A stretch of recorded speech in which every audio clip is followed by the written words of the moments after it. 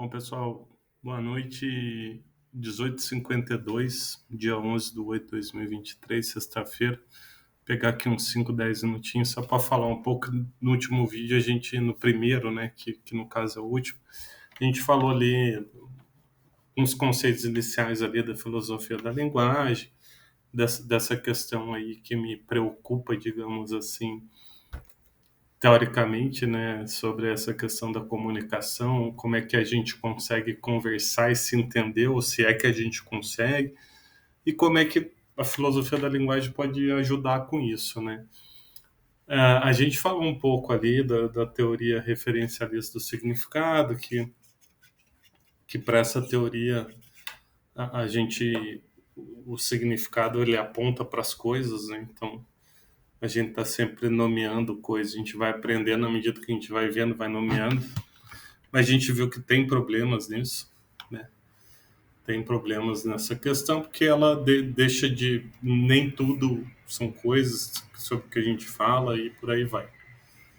Né?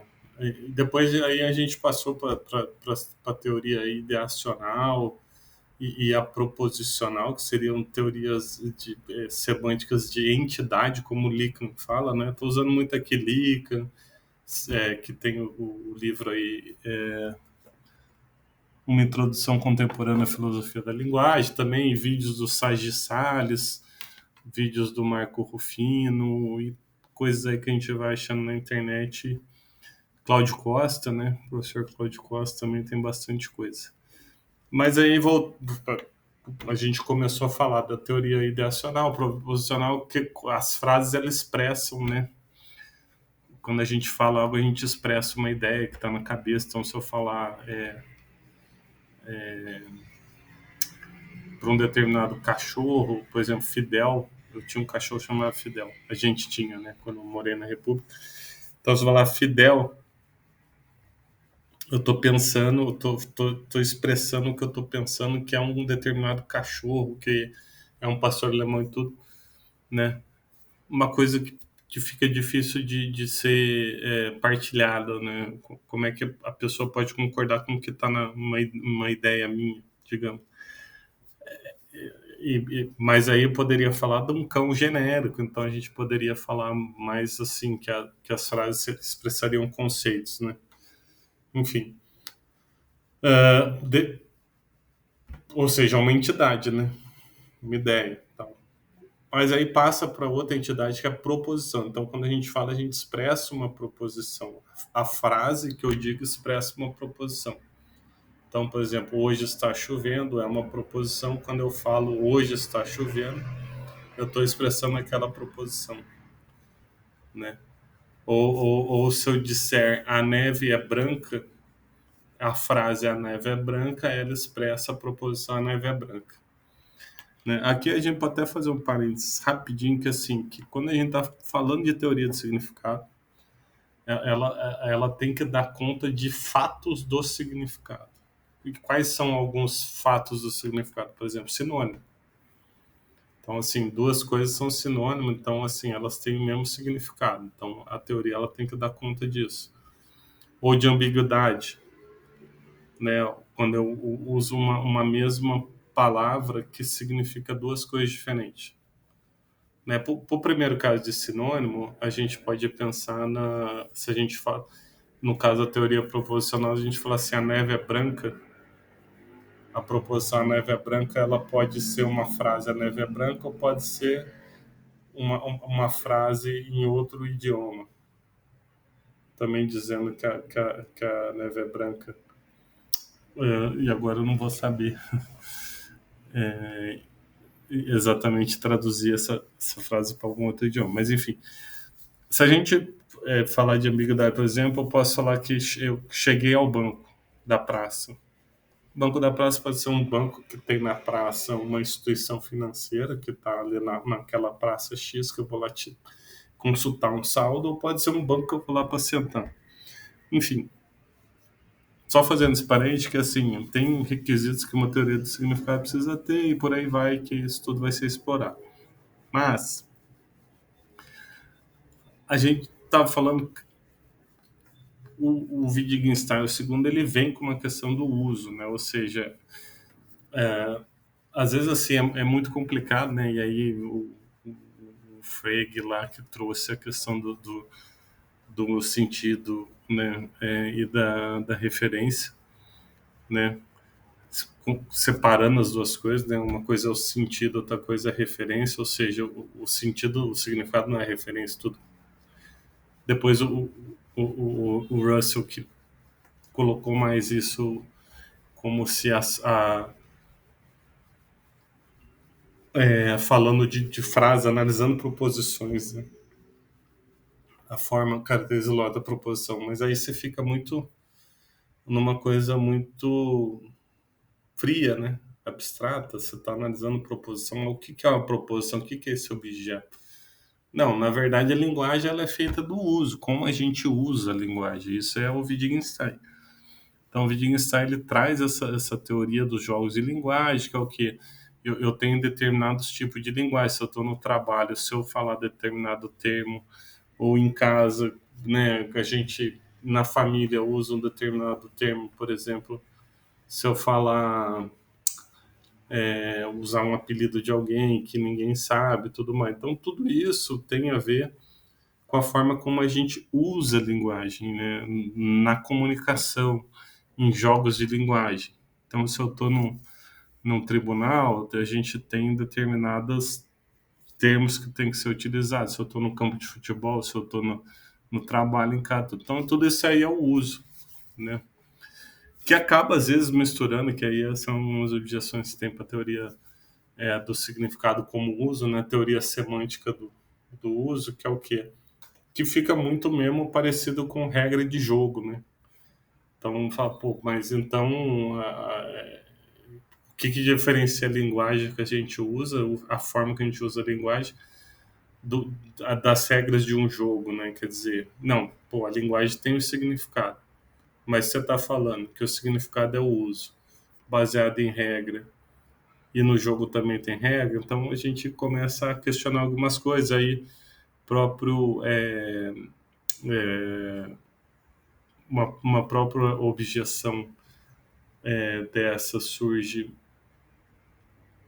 quando daí eu para se justificar essa objeção falar que não, mas na verdade eu estou usando o jogo de linguagem, mas eu estou me referindo a algo, mas aí você já começa a abrir brecha para referência, então não é uma teoria do uso, é uma teoria da referência. Enfim, das teorias do uso tem uma vertente inferencialista, né, que vai basear muito o uso que a gente faz em normas, né? Então, assim, em justificações. Então, assim, para usar determinada coisa tem que ser uma coisa justificada, racional. Então, aí não é simplesmente regra. Não, eu tenho uma racionalidade ali, que eu consigo inferir do que é dito determinadas coisas.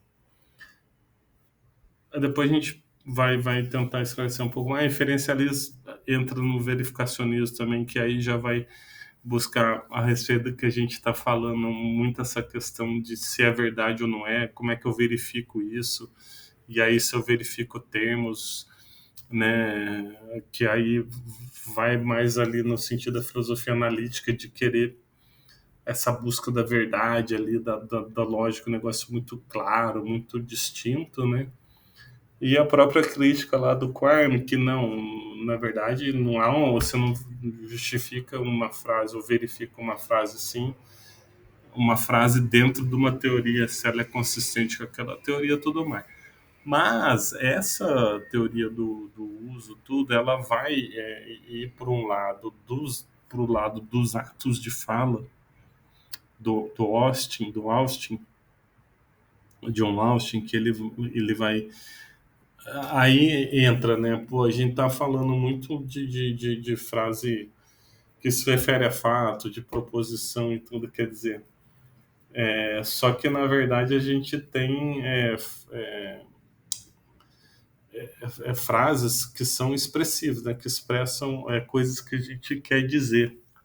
Né? Então, por exemplo, o que ele vai frisar muito do uso que são os atos de fala, quando eu falo assim que admito que errei, né? Quer dizer, esse admito, o que que ele é? Ele é uma coisa que eu estou colocando na frase, né? Ou se eu dizer aposto R$ 20, né? Então, assim, teriam esses atos de fala, né? Que pode ser asserções, exclamações e por aí vai, né? Mas eles também acabariam tendo que entrar nessa questão de qual que é o significado, né? Desses atos de fala, que na verdade o significado vai estar na própria fala, né? Ou seja, se eu aposto R$ 20, o significado disso é o quê?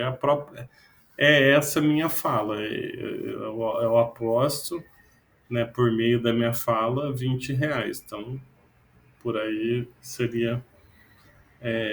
A gente iria para esse campo mais, digamos, conteudista, né? Digamos, do que você está pondo na frase, né? Talvez nesse sentido o Wittgenstein seja mais semântico, porque o uso ele está muito restrito ali dentro do texto, digamos assim.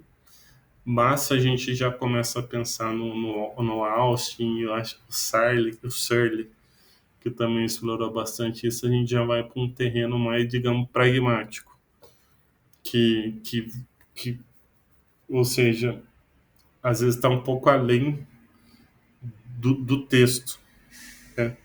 E uma mesma frase, por exemplo, ela pode, se eu falar assim, abra a porta, ela pode ser um abra a porta normal, ou um abra a porta exclamação, porque eu preciso que abra a porta correndo, né?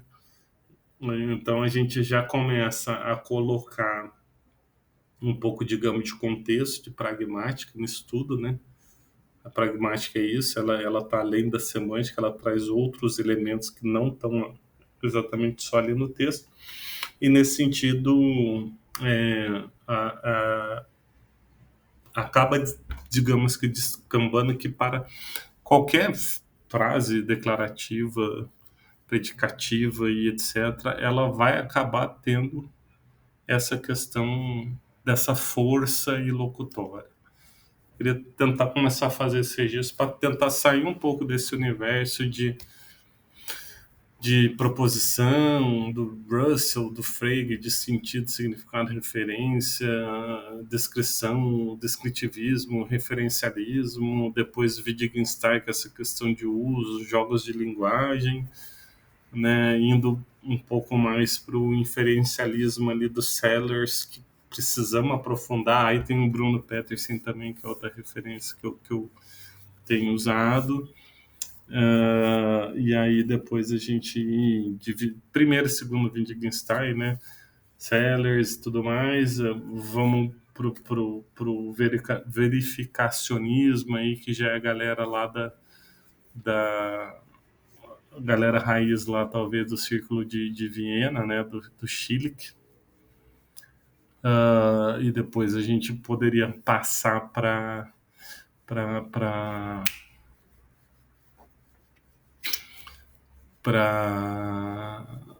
Quine, Durkheim, Quine, ele está com essa negação do verificacionismo ali direto, indo para as teorias de uso dos atos de fala do Austin, Searle, enfim, temos Grise com a questão das relações de implicatura, não podemos esquecer dos exemplos do Strawson também, né, do uso mais também de contextual